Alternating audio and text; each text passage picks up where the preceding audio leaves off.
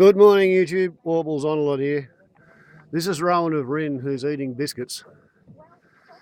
And he's kind of preventing me from getting ready to set up to record this morning's Outsiders, but we'll see how we go, won't we, Rowan? Hey? Yes, I think you've had enough. Yes, you want more, don't you? You want more? Yes, it's time for the Sunday morning Outsiders. And Rowan of Rin is here to eat biscuits at them.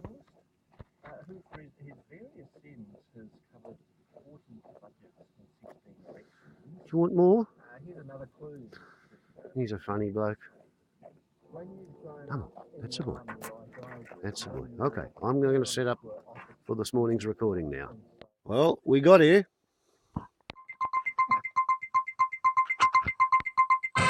Time now for Outsiders. I'm Barry Cassidy, and you're not. And neither are these fair people. Elizabeth O'Shea, Senior Associate with Morris Blackburn Lawyers, Sarah Martin, Political Reporter at the Australian newspaper, and Chris Berg, Senior Fellow at the Institute of Public Affairs. Together, they are your Outsiders this morning. Welcome to you all. Thank you for having us. G'day. Has anybody in the past week had a come to Jesus moment? I've been sternly told off a number of times, if that counts. I'm not actually quite sure yet what that means. No one knows what it means. No. Most of Australia's Seen the political light? reporters Googled that second. I've heard it, but It's sort what of, are the specific nuances of this? there was sort of this strange thing after the party room briefing. All the journos got into the lift and looked at each other and like, what does that just mean? happened there? If I had a come to Jesus moment, he'd probably tell me to go back to where I came from. I'm not interested in that at all. Leave now. Yeah. Never darken these towels again. Yeah. Saith the Lord. It's interesting times, though, Chris, in terms of cabinet, in terms of the relationship between cabinet, the PM and the backbench. I mean, and that was I think perhaps the strangest thing out of this week, and the leak and the response to the leak was this sort of sense of the PM turning his horde against this sort of wet elite in his cabinet room. Well, the government's decided that it has two firm specific messages, which is economic security, as they call it, and national security, and they don't want any nuances to distract them from that. And what was presented, or at least what we think we know out of cabinet, was what was presented was a fairly robust debate about some of the specific proposals, duly transcribed by someone, duly and helpfully transcribed for the value of historians. As someone pointed out, that's actually more detail than you would get in the cabinet notebooks when they're released in 50 years or whatever it is. So the Prime Minister's office has decided that it wants nothing to distract it from a very, very one-directional message on national security. I'm not sure that's a particularly good thing. Is that playing out that way, Sarah Martin, or is there a bit too much sideshow around that too? Is that sideshow a bit unhelpful? Oh, look, I think as Chris said, it's very much the government's focus to talk tough on national security, and this citizenship debate, is part of that. I think it's healthy. I think it's a relief that we have the cabinet challenging some members of the government on this particular measure, because it suggests that the cabinet process is working to a certain extent. I think the real worry is if those concerns are sidelined and the government goes down the perhaps popular path as expressed by the backbench, but not necessarily the righteous path, as it were. So showing signs of that sort of populism. Certainly, the PM has been talking very tough. Anyone who lifts a gun or a knife to an Australian because of who we are has forfeited any right to be considered one of us. That's the fundamental principle. Does the Leader of the Opposition agree with it? Does the Leader of the Opposition agree? And that's part of that, Liz O'Shea, is what the PM's saying there, and that's that robust rhetoric and certainly playing to that strength on security, but the challenging then of the opposition and the opposition's quick capitulation, even in advance of seeing any detail of this legislation about citizenship and its potential removal. Is that part of a good process? Oh, definitely not. You do sort of wonder who's there to hold the executive accountable when they're asking for more power, because I think that's what goes on as well. The legislature is there and it's doing its business, and the executive says, we need all these things because we're confronting very serious risks and we can't tell you too much about them. We certainly can't tell the general public about that. And who's there to stand up to them and say, well, listen, why do you need these powers? If I was a politician, that would be the question I would be asking. Genuinely, what's the justification for it? And, can you give me some evidence? Because the general public is certainly kept in the dark about all of that. So it's extremely troubling that the basic checks and balances on executive power aren't there. Sarah, why is the opposition so in the headlights over national security? Why can't they take, for example, that the sort of Malcolm Turnbull line that he expressed this week of, it is possible, as he says, that well-informed people can have very different views about what the right measures are on national security. Why can't Bill Shorten say that, for example? Well, I mean, he is absolutely terrified of being wedged on national security and been made to appear weak on national security. And it was very interesting that it was Malcolm Turnbull who came out and expressed a more nuanced position about the need to have judicial oversight as a fairly fundamental tenet of our democracy. Bill Shorten, excuse me, is in trouble on this one. He's got to try and win a consensus from his own party. There'll be a lot of concerns among the left flank of his party about this particular measure.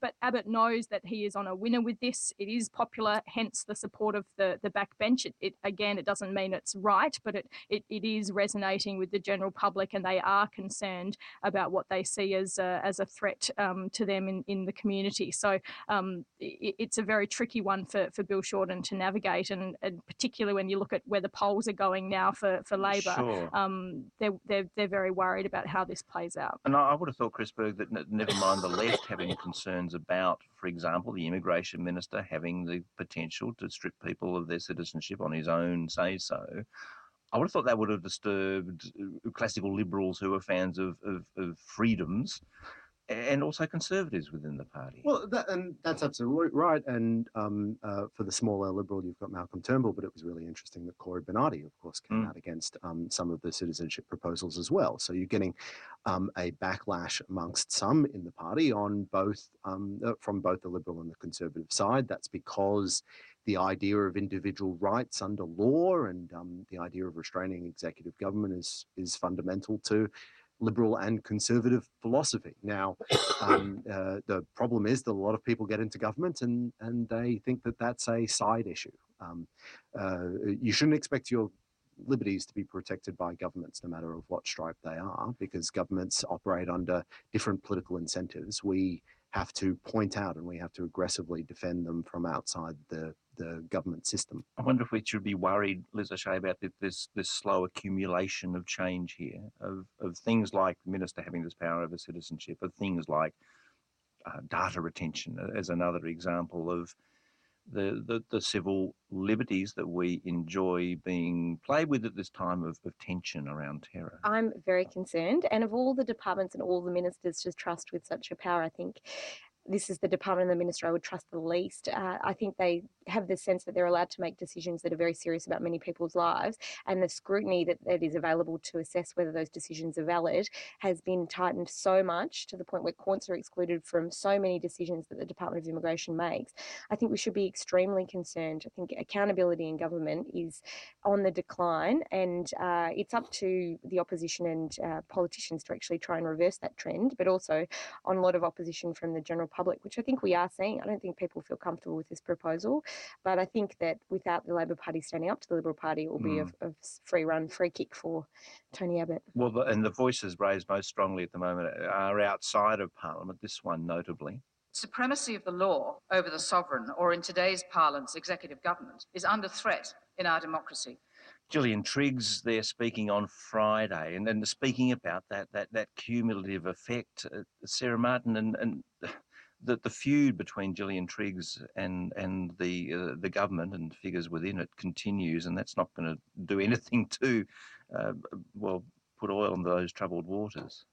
No, and she raises very valid points about the need to have that judicial oversight over the executive and the legislature, and I think no one can really argue that as a philosophical point. The problem is the government is going to dismiss that out of hand. They say they've got a process in place. They will look at those concerns and through this consultation process. I think we're in danger of sort of inexorably heading down that path to stripping citizenship rights without judicial oversight, and I think that should be of great concern to people. How much, Chris Berg, are we prepared, do you think, to sacrifice through fear?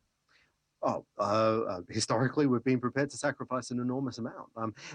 But this is there's twin debates going on here at the moment. So we're having the government act in a way that, in my view, reduces the rule of law and reduces protections of the citizenry. But we've also got a twin track of what George Brandis called the freedoms debate and the freedoms wars. And so the Australian Law Reform Commission has been commissioned to do a huge report, a really groundbreaking report into all the ways that federal legislation restricts things like the right to silence and protection. This approach is at least paradoxical. Well, yes, it is. And I hope that the LRC, when it releases its report, points out the ways that it's changed ever since it was commissioned to do so. But I think that we are at a stage now where people are recognizing the many fundamental ways that governments can restrict the rule of law and starting to think of, well, how can we set up institutional checks and balances on that? And I'm not suggesting that this government will do it or the next government, but I think we're coming up to that crunch period where we have to start thinking, how can we secure our rights in Australia much more effectively? And how do we secure, Liz O'Shea, the independence of our institutions? Well, it's a good question. I mean, the thing that comes to mind for me is, in practice, it looks a lot different, I think, than what politicians tell us it's about. So the example that comes to mind is Dr. Hanif, who was detained and accused of all sorts of things, including terrorism offences, and ultimately that all fell away, and we had a reflective inquiry into that, and we realised that there were all sorts of wrong processes that went through, but also that there was no corruption on behalf of the police, but there is this sense that we have a power grab, and then you're free to do these things that have no consequences for you, but do for the individual concerned. So I think we need to think about putting better safeguards in the processes that allow agencies to stop and think. And to be honest, in my mind, the best step forward would be if we had a Bill of Rights that, permitted individuals to bring accountability to how power is exercised over their lives. But yeah, I'm just not convinced that reducing this to a decision of a department and a minister without proper judicial review and merits review is very problematic. It looks where we're having sort of industrialising the bad lessons of the Hanif process. Outsiders are with you on Sunday Extra. Elizabeth O'Shea, Sarah Martin, Chris Berg. And I'm sure you, dear three, as I will be looking forward to watching this on Tuesday on ABC TV. After the tactics meeting broke up, he very physically stepped into my space, and it was quite a bullying encounter. It was a menacing, angry performance. And then Kevin replied, that is utterly false. Sarah Martin. Utterly. It is a joy, of course, to hear Kevin's dulcet tones once more. I find nothing joyful about it. I just find it. I'm just thoroughly sick of the whole thing. Serious Kevin voice? Is that the consensus? We're sick of this. Make it go away. We had enough. Chris, is that your feeling? Look, yeah, probably. It's too soon. It's too soon. I suspect there's interesting stuff going to be in this series, and it's going to be interesting in a way that's not to do with the personal soap opera of Kevin Rudd and Julia Gillard, because no matter what happens, we are not going to get to the bottom of the story about whether Kevin was a bully that one time or whether Julia said this in one meeting. That's not going to be what we're interested in. That's not what going to be historians are interested in. What we have to start thinking about is what are the broader lessons out of Labor government. And it wasn't just two people who didn't like each other. And we might have hoped, Elizabeth Vacher, just finally, that things might have improved. We would have hoped so. I just find this is politics without any policy. I still can't tell you what the difference is really between Gillard and Rudd from a policy perspective, beyond some really minimalist stuff. And that to me is such a disappointment. I think what people want to see from politicians is a focus on policy, not intrapersonal dynamics. Okay, here cometh the upload limit. So here endeth the Outsiders, and we'll come back for the first dog on the moon.